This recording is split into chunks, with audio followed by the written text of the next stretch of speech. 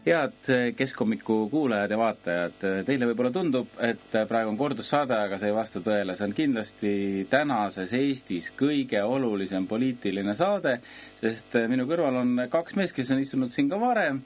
Keskerakonna fraktsiooni esimees Riigikogus Lauri Laats ja Keskerakonna esimees Mihhail Kõlvart, endine Tallinna linnapea. Aga miks täna on natuke teistmoodi saade, me mõtlesime, et me läheme puhkusele, aga Eesti poliitikamaastik on viimase paari nädala jooksul teinud selliseid pöördeid, et isegi mina põhimõtteliselt ei saa aru, mis seal toimub. Mihhail, kas sina saad mis Eestis praegu toimub? Kui mina loen pealkirju, siis ka mina ei saa aru, mis toimub, ausalt öeldes. Aga kui rääkida tõsiselt, siis Tallinnas on juhtimiskriis ja see ei ole tegelikult ju uudis. Me nägime 1,5 aastat, mis Tallinnas toimus. Igas linnasüsteemi valdkonnas. Liikluskorraldus, täielik katastroof, kommunaalmajandus, no võiks ju öelda tsirkus, aga samas see on igapäevane elu, mis ei ole lihtsalt korraldatud, sotsiaalvaldkond, eriti lastekaitse. No, sellest on nii kurb kui ka piinlik rääkida ja seda me oleme näinud 1,5 aastat. Ja nüüd tuleb välja, et 4 erakonda ei suuda teha omavahel koostööd. Tegelikult seda oli näha iga päev, aga nüüd see ei ole enam kellelegi saladus, aga samas see on millegi pärast uudis. Ja see, et praegu see koalitsioon laguneb, oli meie poolt ennustatud algusest peale. Aga millegi pärast keegi näeb siin suur intriigi.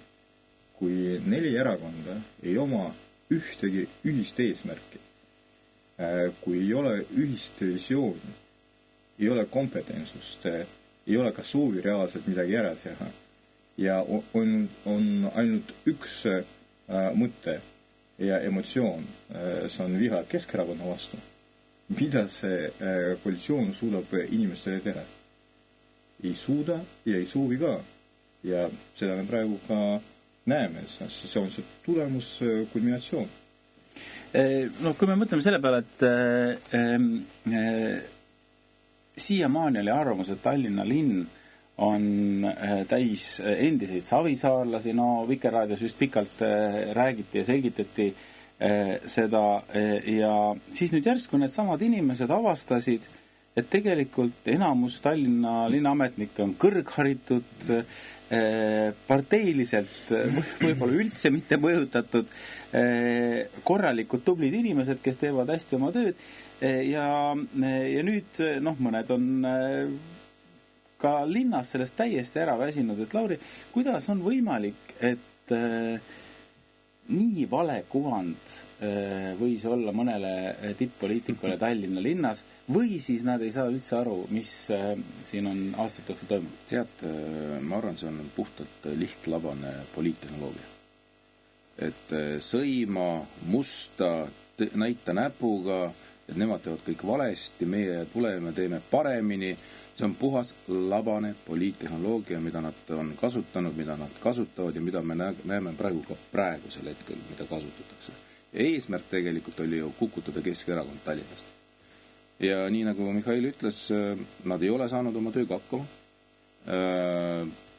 Nad ei ole suutnud oma ideid realiseerida, kui neid ideid üldse oli. Nad on küll suutnud mõned ideed, meie ideed võtta ja mõned projektid ka lõpuni viia või vähemalt lõpusirgel on, aga uusi algatusi ei ole ja kõik, mis on tegelikult nende poolt uued algatused, need on lihtsalt lammutamisalgatused. Need ei kindlasti vii Tallinnalt edasi. Aga tead, mis on positiivne kogu selle asja juures? Teedel suvel saab rahulikult sõita. Teetöid ei toimu. Pärnus on rohkem ummikuid kui Tallinnas. Aga mis see tähendab? See tähendab seda, et kui järjepidevalt teetöid ei tehta juba tegelikult 2. aastal, siis 3. ja 4. aastal need teede lagunemisprotsess võtab alles hoogu juurde ja see maht, mida tuleb hakata taastama, on meeletult suur. Mis tähendab seda, et järgmine linnavalitsus, kes peaks tulema sügisest peale valimisi võimule, siis see töömaa, mida jätab see sama praegune valitsus, on hästi suur ja seda kõike korda saada võtab aega. Teed lagunevad nii Tallinnas kui ka riigis ja vot see on paratamatus. No valitsused ka. Sest vaata, tegelikult samad erakonnad. Muster sama. Ja, sama muster, samad erakonnad, sama ideoloogia või siis ei olegi mingit ideoloogiat, sama kompetentsuse defitsiit. Ja ma võib-olla tuletaks meelde, et täna räägitakse sellest, et Reformierakond tuleb Tallinnas võimule. Jällegi, Reformierakond on Tallinnas võimul juba 1,5 aastat. Sotsid tõid võimule Reformierakonda.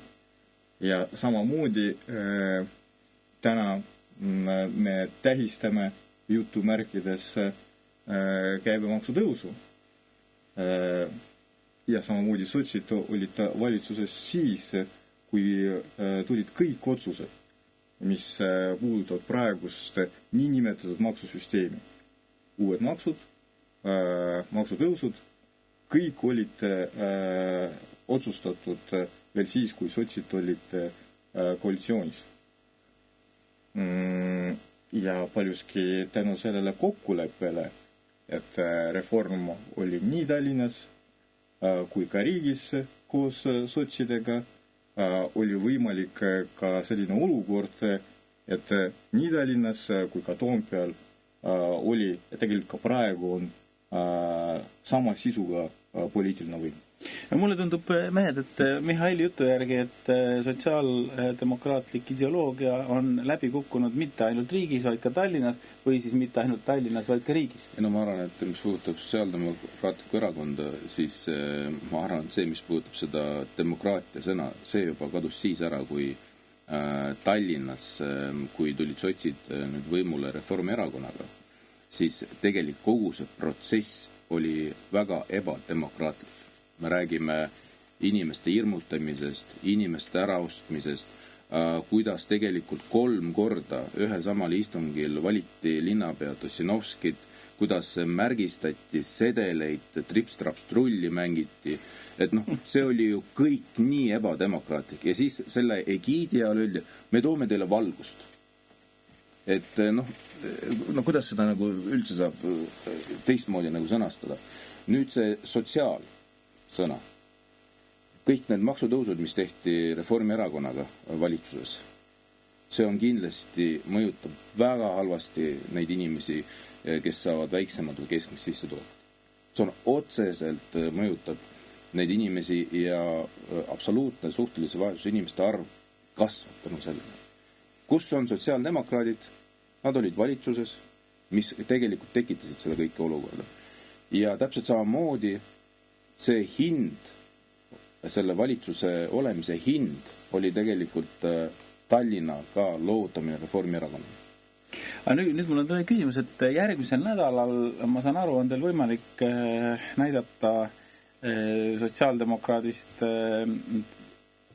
linna peale koht kätte. Jah, täpselt nii, et kus ta peab istuma. Kus see koht siis on? Et mis te siis teete, Mihhail? Ja, no vot, ma loen kommentaare meedias ja näen, et tuleb katastroof. Vaata, kuidas on võimalik, et sotsiaaldemokraadid, kellel on praegu Tallinnas toetus võib-olla 3. kohal, kes tulid võimule intriigide abil, nemad kaotavad võimu. Ja võib juhtuda, et kõige populaarsem erakond Tallinnas, Keskerakond, saab kontrolli Tallinna linnas. Et kas see on demokraatlik, et Keskerakonna poolt hääletas suurem osa valijatest valimistel ja just valimised ju määravad poliitilist võimu demokraatlikus ühiskonnas ja Keskerakond sai ka võimu ja koalitsiooni moodustada peale valimisi, mida lõhuti sotsiaaldemokraatide abil ja üleostmiste ja intriigide kaudu. Ja nüüd see võim kukub ja see erakond, kes sai kõige rohkem hääli, võib-olla saab kontrolli ja see on ebademokraatlik. Ja see on see, mida praegu arutatakse. Ja loomulikult sotsiaaldemokraadid praegu räägivad, et nende juhtimine, nende poliitika on väärtuspõhine ja see, mis praegu toimub, on ebademokraatlik.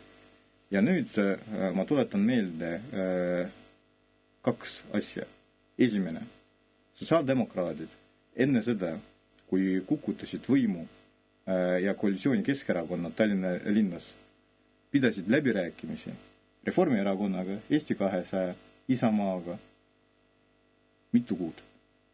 Nad tegelesid sellega, et üle osta Riigikogu ja linnavolikogu Keskerakonna fraktsiooni liikmeid. Nad kauplesid endale linnapea ameti välja. Nad leppisid kokku, kuidas see niinimetatud koalitsioon hakkab välja nägema. Ja siis, kui oli kõik kokku lepitud ja viimane inimene üle ostetud, siis üks päev, mitte üks päev, vaid üks öö enne kukutamist, umbusaldust, nad ütlesid, et me tulime kokku ja tuleb välja, et ikkagi me hääletame umbusalduse poolt. Päev varem nende esindaja andis intervjuud ja ütles, et ei, nemad muidugi koalitsiooni ei lammuta. Ja päev hiljem õhtul nad ütlesid, et jah, et ikkagi nad liituvad umbusaldusega. Ja see oli seesama hetk, kui oli ülestatud viimane vajalik hääl. Ja miks see mäng käis? Sest paralleelselt Tallinna intriigiga käis ka suurem mäng Toompeel. Need samad inimesed, kes istusid ja istuvad praegu nii volikogus kui ka Riigikogus, pidid andma sotsidele võimaluse lammutada koalitsiooni ka Toompeel. Siis oli kolmikliit, sotsid Eesti 200 reform ja nende plaan oli Eesti 200 koalitsioonist välja visata. Saada endale rohkem inimesi ja teha koos reformiga 2 peale. Ja see juhtuski, reform tegigi 2 peale, aga tegi seda Eesti 200-ga ja sotsid visati välja. See on see väärtuspõhine poliitika sotsidel. Aga tead, mis veel huvitav on? Kui sa vaatad seda väärtuspõhist nende sotsiaaldemokraatliku erakonna poliitikat, siis olles siis Reformi ja Eesti 200-ga siis valitsuses riigis, nad tõstsid absoluutselt kõiki makse, rakendasid uusi makse, me räägime automaksust ja kõik nii edasi. Ja siis, kui Reformierakond viskas sotsid välja, siis nad koheselt hakkasid nagu teist juttu rääkima ja hakkasid ka eelnõusi sisse andma, sama käibemaksu langetamise eelnõu, mida Keskerakond andis oma 4-5 korda sisse ja toiduainete käibemaksu langetamise eelnõu. Sotsid järjepidevalt hääletasid seda kõik maha, ja nüüd enam-vähem nädal 2 hiljem peale seda, kui Reformierakond viskas neid valitsust välja, nad andsid ka oma eelnõu, sama mõttega, mis Keskerakonna alati andnud. Ja samal hetkel, kui seda eelnõu sisse anti, siis ka Läänemets ütles rahulikud intervjuus, et kui vaja, siis me oleme nõus uuesti Reformierakonnaga valitsusse minema. Mis see jällegi tähendab? See näitabki ju nende suhtumist. Ühes küljest see, mis nad on korraldavad, see on puhas näitemäng. Ja kui Reformierakond mingilgi hetkel vajab sotsi uuesti puudliks valitsusse, siis nad on samal hetkel nõus minema.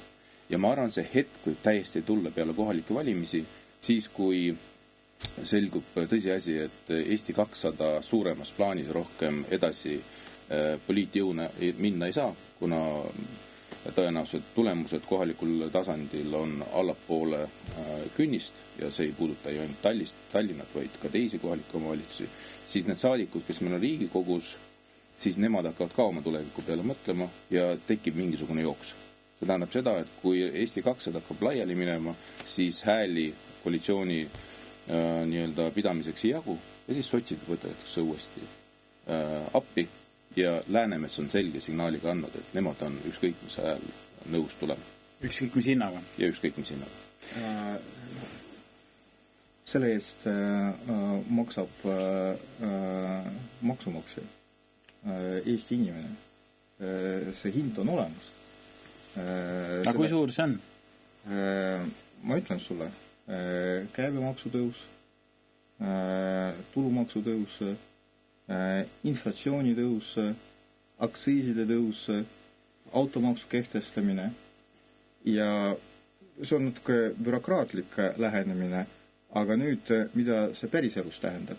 Päris elus see tähendab, et Eesti inimene ei suuda endale osta toitu sama palju, kui ta tegi seda varem. Mille peale Ligi ütleb, ärge vinguge. See tähendab, et Eesti inimene ei suuda remontida enda auto.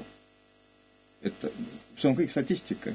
Et inimesed lihtsalt ei oma vahendeid selleks, et rahuldada igapäevaseid vajadusi.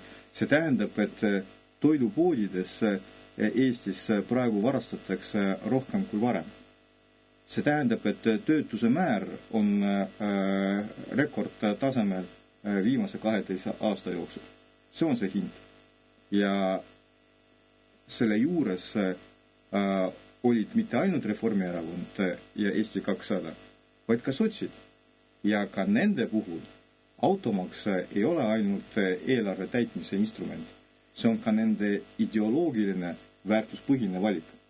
Et nende arvates see ongi õige, et tulebki inimeste käest auto eest raha võtta. Kas on maainimene, kas on lastega pere, kas on pensionär, kõik peavad maksma lihtsalt sellepärast, et sul on vaja auto, et enda elu korraldada. Tead, mul tuli selle peale kohe värske uudis meelde, et mis oli enne jaanipäeva eetris, et lihamüük on sellel suveperioodil langenud. Ja see uudis oli enne jaanipäeva. Aga nüüd tuletan meelde, 16. juuni oli see päev, kus kõik pidid ära maksma automaksu. Jaanipäev oli siis hiljem. Ja siis oli vahepealsesse nagu nii-öelda perioodis see uudis. Inimene lihtsalt maksis oma raha sinna automaksuks ära. Liha jaoks ei jätkunudki raha. See on ju tõsiasi tegelikult. See on tõsiasi. No nüüd mehed olete sotsiaaldemokraate nii palju kiitnud, et nüüd me vahetame natukene teemat. Pidi ju naljasaade täna. Täna ongi naljasaade. Läks päris tõsiseks. Ja nüüd vahetame natukene teemat. Ehk siis ei räägi sellest, mis parasjagu on ja sellest, mis oli, mõlemad on olulised, vaid räägime sellest, mis tuleb. Ja lihtne küsimus teile mõlemale. Kas te toetate Urmas Sõõrumaad Tallinna linnapeana? No esiteks mida me kindlasti toetame, on umbusaldus Ossinovskile. Et see on esiteks õige ja õiglane, aga teiseks ka loogiline. Ausinnang tööle? Jaa, see on mitte ainult meie ausinnang, see on ka partnerite ausinnang. Ja see on ka, ma arvan, ka tallinlaste aushinnang. Aga see on ka loogiline, et me seda toetame, sest meie seda ka koos EKRE-ga esitasime. Oleks imelik, kui me seda ei toetaks. Nüüd, kui linnapea umbusaldatud, kui on, sest meie seda ei tea. Me saame öelda, et meie kindlasti seda toetame ja tõenäoliselt EKRE toetab ka. Aga kes veel seda toetab, meie täpselt ei tea. Reformierakond pressiteades lubas, et nemad toetavad ka. Sotside puhul on kahtlane. Ja seda ma päris ei usu. Aga võiks tegelikult. Äkki leidub selle. See oleks väärtuspõhine poliitika. Ja, absoluutselt. See oleks väärtuspõhine poliitika. Ja tõenäoliselt reformi lõplik otsus hakkab sõltuma sellest, et mis saab nende kandidaadiga.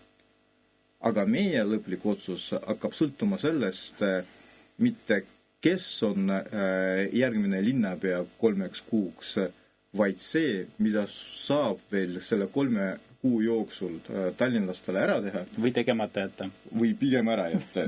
Ja sest see linnavalitsus on lihtsalt õuduskuubis. Iga linnavalitsuse istung tulevad otsused, mida tuleb parandada mitte järgmised kuud, vaid järgmised aastad. Ja me võib-olla võiksime olla rahul, et kõik see, mida nad teevad, on korralagedus ja tsirkus. Aga meie lähtume sellest, et peale valimisi me oleme võimul ja meie peame seda parandama.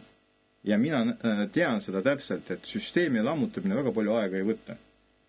Tuleb üks hull ja lammutab seda mõni päev, aga seda taastada on väga-väga raske. Et me juba praegu teame, et tohutult palju spetsialiste on linnasüsteemist läinud.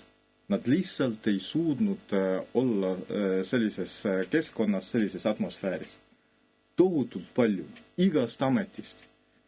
Eriti valus on sotsiaalvaldkonnas. Seal iga spetsialist on kulla väärt, pole kuskilt võtta. Aastade jooksul me neid inimesi otsisime ja tõime linnasüsteemi. Aastade jooksul. Ja nemad seda lammutasid mõni kuu jooksul. Ja inimesed veel täna lähevad ära. Me ju suhtleme inimestega. Meie endised kolleegid tänase päevani suhtlevad meiega ja küsivad, kuulge, et millal te tagasi tulete? No see ei ole võimalik. Ja keegi on veel valmis ootama, aga keegi enam ei suuda. Isegi mõni kuud ei suuda oodata. Ja meie saame aru, et selleks, et seda taastada, läheb aastaid. Ja sellepärast me ei saa vaadata, et veel 3 kuud lammutatakse, kui on võimalus seda peatada. Ja sellepärast me kindlasti hääletame umbusalduse poolt ja me hääletame ükskõik kelle poolt, et temast saaks linnapea, kui meile lubatakse, et 3 kuud keegi enam midagi ei lammuta ja võib-olla veel saab midagi ära teha. No mina olen lugenud meediast, et tuleb tööplaan, mitte koalitsioonilepe ja tõenäoliselt siis tuleb palju huvitavaid uusi linnaametnikke, ma ütleks munitsipaalpoliitikuid, abilinnapäid. Kes need siis on? Et kas kogu Eesti ettevõtluse eliit, kes on täiesti frustreerunud kõikide nende maksutõusude ja kõige selle majandussurutise keskel, kas nad siis tulevad ja hakkavad juhtima Tallinna linna 3 kuuks ja näitavad, et kuidas tuleb tegelikult väärtuspõhist poliitikat teha, Lauri? Ja, mina loodan, et asjatundlikke inimesi võiks tulla rohkem nii riiki kui ka kohalikul tasandile.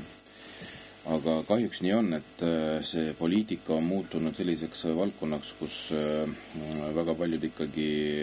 Mida poliitikud ei tohi teha? et väga paljud inimesed ikkagi sinna rohkem ei kipu. Ja eks see on nagu nii-öelda mõnes mõttes poliitikute teene, kes on mingi aeg näitanud ennast mitte kõige paremast küljest ja jätnud nagu märgi külge.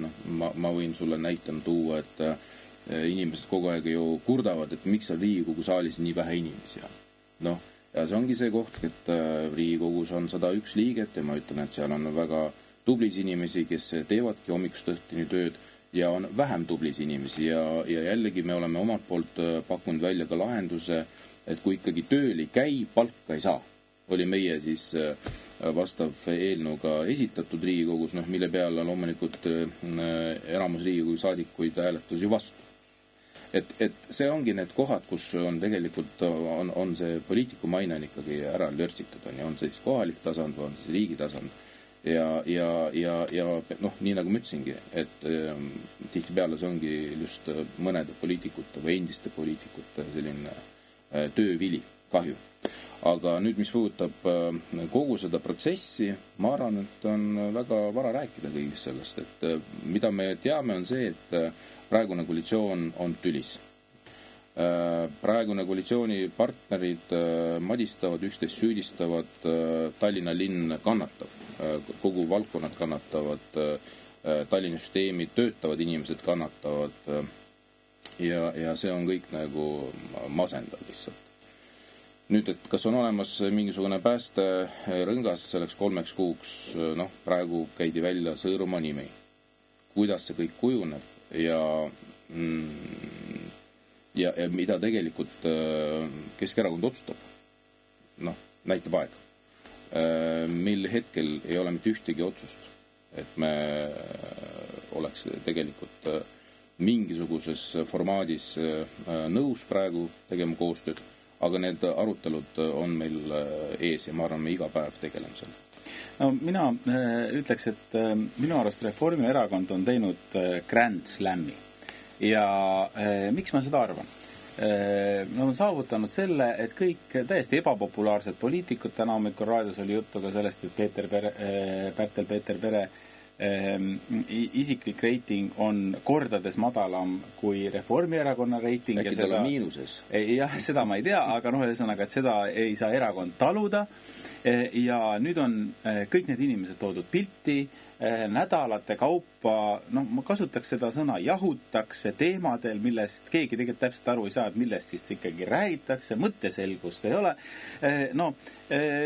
Mehed, Mihhail, kas see ongi see poliitika tegemise viis, kuidas saavutada erakordseid tulemusi? No kahjuks poliitikas nii ongi, et tihti see illusioon, mida luuakse, või siis selline fassaad on olulisem kui sisu. Et see, mis täna toimub, on ju paljuski kommunikatsioonimäng. Et loeb mitte see, mis päriselt toimub, vaid see, mida poliitikud räägivad. Täna millegipärast keegi ei aruta, mis Tallinnas toimub. Et mis on see sisuline linnasüsteemi, linna juhtimise elu ja kvaliteet. Ei ole juttu sellest. Kõik räägivad sellest, mis on intriigi sisu, kes kellega on kokku leppinud, mis saab, kellest saab linnapea ja nii edasi. Aga mina küsin, kuidas me suudame teha nii, et linn rahulikult 3 kuud elaks, ideaalis veel ka efektiivselt funktsioneeriks ja siis tulevad valimised ja inimesed ütlevad, kes on järgmine linnapea, kes on linnavolikogu liige ja keda nad usaldavad luua seda uut linnavalitsust. Aga praegu see intriig käib umbes nii, et kõike hirmutatakse sellega, et tuleb Keskerakond ja Kõlvart. Ja hakkab muru niitma. Ja hakkab muru niitma, jah. Mida isegi seda see valitsus ei suuda teha. Et iga päev... Ära hirmuta niimoodi niitma. Iga päev, ükskõik mis uudiseportaal, ükskõik mis leht, loed ja vaatad, et Keskerakond tuleb. See on juba naljakas. Mihhail, mina kardan, et ta tulebki. Ära sa karda. See oleks isegi naljakas, kui oleks see nii kurb, et mina tahan kõike rahustada, et kallid sotsiaaldemokraadid, Eesti 200, Isamaa ja Reformierakonna esindajad. Meie oskame muru niita. Ja meie oskame muru niita ja me tuleme ja niidame. Ja mitte ainult muru. Vahel ka päid ja saan aru, et... Ja, aga meie plaan ja minu isiklik plaan on eelkõige teha seda peale valimisi. Mina kuskile ei tule ja kuskile ei lähe enne valimisi. Minu jaoks on väga põhimõtteline. Jah, mina olen linnapea kandidaat. Jah, minu plaan on saada linnapeaks, aga siis, kui tuleb uuendatud mandaat. Mina küll arvan, et see mandaat mul on olemas. Mina sain seda munitsipaalvalimistel 4 aastat tagasi, 2021. Aga nüüd ma tahan, et see oleks uuendatud, et inimesed ütleksid, et jah, me siin toetame, usaldame ja mul on nii moraalne õigus kui ka juriidiline õigus saada linnapeaks ja see võimalus mul tuleb peale valimisi. Aga praegu see ei tähenda, et ma lihtsalt istun ja ootan ja ütlen, et tehke mida tahad, soovite mida tahate. Kindlasti me osaleme selles protsessis, kindlasti me teeme kõik selleks, et peatada seda hullust, mida me näeme praegusest linnavalitsusest, koalitsioonist. Ja kui saab luua mingit adekvaatset konstruktsiooni 3 kuuks, siis minu arvates ei ole vahet, kes on linnapea. No minul on väga suur vahe, kes on linnapea. Lauri, väike repliik, kas sa toetad Mihhaili järgmise linnapeana, kui ta mandaadi saab? No me peame mõtlema selle peale. Et meil ei ole veel otsustatud, jah? Meil ei ole otsustatud. Muruniipi vaadanud. Ei, mul on muidugi... Lauri, kuidas sul seal hoovis on? Ma tulen homme.